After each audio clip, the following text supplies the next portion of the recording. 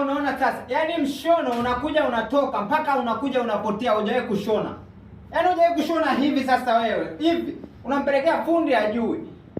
Hebu njoo nikuonyeshe hapa, njoo sogea. Hata mshono huu anashona mtu yoyote ambaye anajua kabisa hiki kinguo hiki ni cha kuvaa wakati umepumzika. Sawa, unafunga hivi na kimedesigniwa kweli kweli. Unaona? Kama shape yako itakuwa ni ndogo, maana yake utapunguzia humu. Sawa, unavuta tu hivi. Umeona?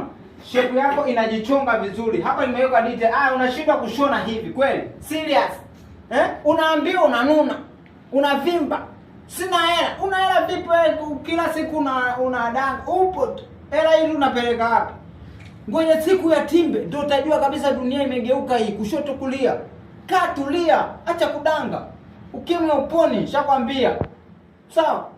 Namba ya WhatsApp ipo hapo chini, utakuja kama unataka kushonea kama hivi, sawa? Na kama hujui jinsi gani ya kutengeneza hivi, unaweza ukanitafuta mimi nikawafundisha jinsi gani unatengeneza mishono, au wateja niachie mimi. Sawa, wateja na waset. Sawa? Na watengeneza.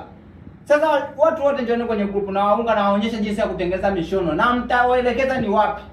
Baba Secondary School, njia panda vikao na kumeshafika. Namba WhatsApp ipo hapo chini. Mimi nakuja kutengeneza mshono.